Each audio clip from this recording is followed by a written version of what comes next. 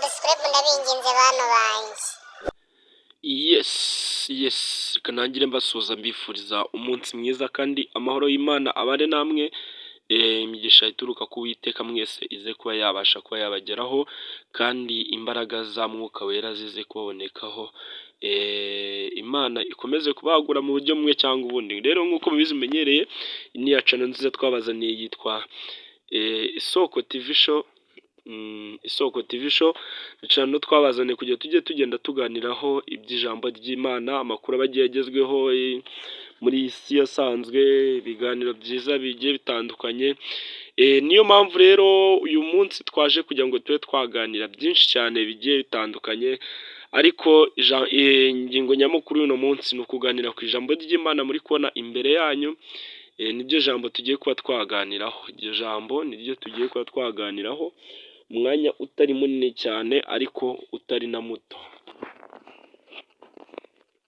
So rero tugiye kuganira kuri iryo jambo, ariko mbere na mbere ndabanza gusuhuza abantu mwese mukurikirana Isoko TV Show aho muherereye mwese. Amahoro y'Imana abane namwe, bari mu Rwanda, bari mu mahanga, bari mu ntara zose zigize ziri muri iki gihugu cy'u Rwanda.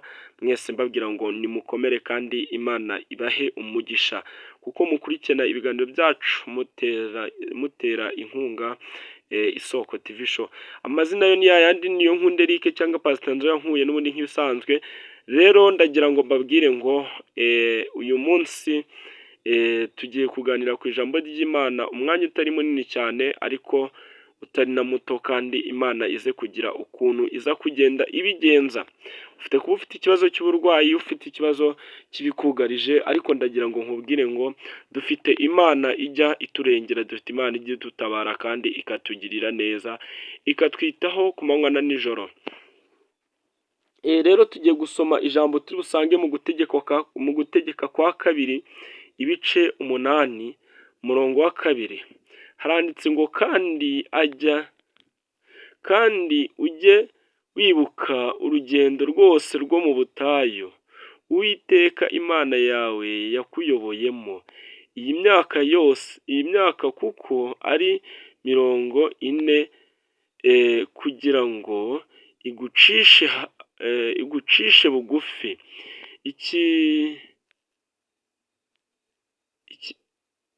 ikugerageze imenye ibyo mu mutima wawe, yuko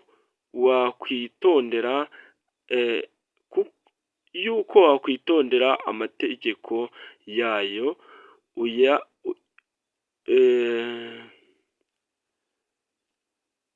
cyangwa utayitondera. Kuri uno murongo wa 2 hatubwiye ngo kandi ujye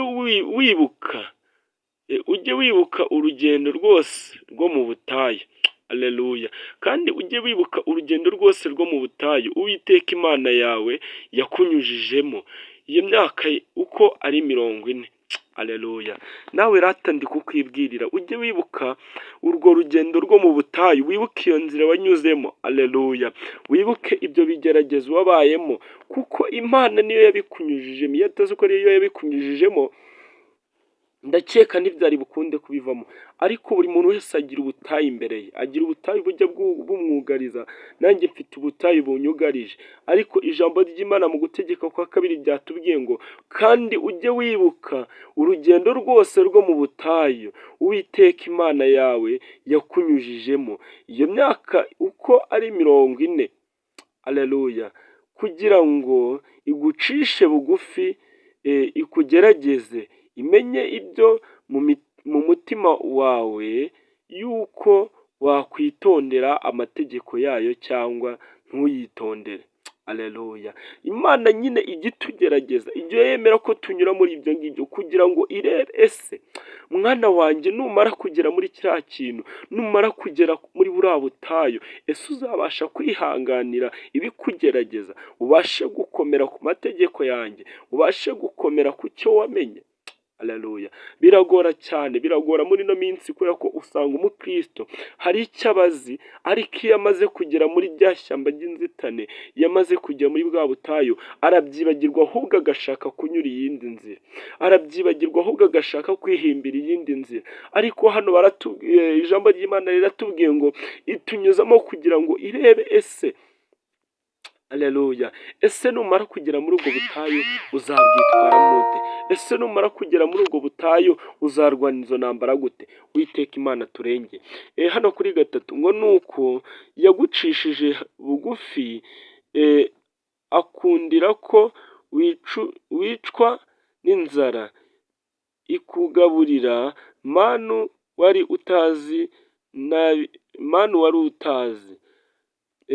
n'abasogokuruza banyu batigeze kumenya. Aleluya. Iyo Mana ngo igukundira kunyura muri ibyo byose, irangije kubikunyuzamo, inakunda ko wicwa n'inzara. Aleluya. Ndimo ndibwirira abantu bene data, iyo Mana yacu ni Imana itatwanga, ni Imana yemera ko tunyura muri ibyo byose, ikemera ko twicwa n'inzara. Aleluya. Ariko ikadutungisha amanu yayo, ikadutungisha imbaraga zayo, ikadutungisha ubutware bwayo. Ntiyemere ko twicwa n'inzara, ntiyemere ko dupfa, ikatureka inzara ikatugeraho, ariko ntiduherane. Aleluya. Muri ubwo butayu, nawe turi muri ubwo butayu, ukomere kandi ushikame. Dufite Imana itajya yemera ko twicwa n'inzara, dufite Imana iturindira muri ubwo butayu. Aleluya. Ngo kugira ngo ikumenyeshe yuko umuntu adatungwa n'umutsima gusa, ahubwo yuko amagambo yose ava mu kanwa k'Uwiteka ariyo amutunga. Aleluya. Imana yacu nishimwe. Nimwakire ijambo ry'Imana ry'uno mugoroba rize kugira ngo ibakura ryeho bibageza ngo kandi, aleluya, yemera ko twicwa n'inzara, atari uko yabura ibyo kutugaburira, atari uko yabewe ko inzara igiye kutugeraho, ariko akadutungisha amanu yayo, kugira ngo tumenye yuko umuntu, twebwe abantu, tudakwiriye gutungwa n'inyama, tudakwiriye gutungwa n'ifu y'ubugari, tudakwiriye gutungwa n'ibyo kurya gusa. Aleluya. Ahubwo amagambo ava mu kanwa k'Uwiteka Imana ashobora kudutunga. Mana yacu nishimwe.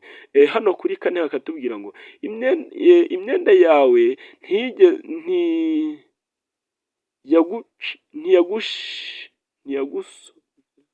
ntiyagusaziragaho, kandi ikirenge cyawe nticyabyimbaga muri iyo myaka uko ari 40. Aleluya. Ntabwo imyenda yawe yigeze icika ngo wambare ubusa, kandi ikirenge cyawe ntikigeze kikubyimbiraho. Aleluya. Bivuge ngo nubwo ibyo byose wabinyuzemo ukagenda muri ubwo butayu, ariko ntabwo wigeze ukorwa n'isoni ngo ujye ku karubanda, ntabwo wigeze wambara ubusa. Aleluya. Ngo kandi ngo ntabwo ibirenge byawe byigeze bibyimba. Aleluya. Muri iyo myaka 40, Imana yacu nishimye, igumye kutugira neza no kutwitaho. Kuri gatanu hakatubwira ngo emeza umutima wawe yuko Uwiteka Imana yawe iguhanisha ibihano nk'uko umuntu ahana umwana we. Imana yacu nishimwe. Wemeze umutima wawe yuko Uwiteka agomba kuguhanisha ibihano nk'uko umuntu ahana umwana we. Hano kuri gatandatu hakatubwira ngo ujye witondera amategeko y'Uwiteka Imana yawe, ugende mu nzira ikuyoboye, uyubahe. Aleluya. Ijambo ry'Imana nifuza tuganire kuri uyu munsi ni ibyo ngibyo. Iri jambo ririmo riratubwira ngo ujye ugendera mu nzira y'Uwiteka Imana yawe ikuyoboye, nurangiza uyubahe. Aleluya. Iki nicyo dukeneye, iki nicyo dukeneye kugira ngo tugendere mu nzira y'Uwiteka, tuyubahe. Imana yacu tugire neza. Reka dusenge Imana, nawe Imana ize kugenda igusange kandi kwiteka urwanirire. Uwiteka mwa Imana, tugushimiye ubutware bwawe, ubushobozi udahwema kutugaragariza buri munsi. Tugushime kuri Imana ishoboye. Twumvishe ijambo ryawe rero, tumaze kumva ko umuntu adatungwa n'inyama n'imitsima gusa, ahubwo umuntu atungwa n'ijambo ryawe.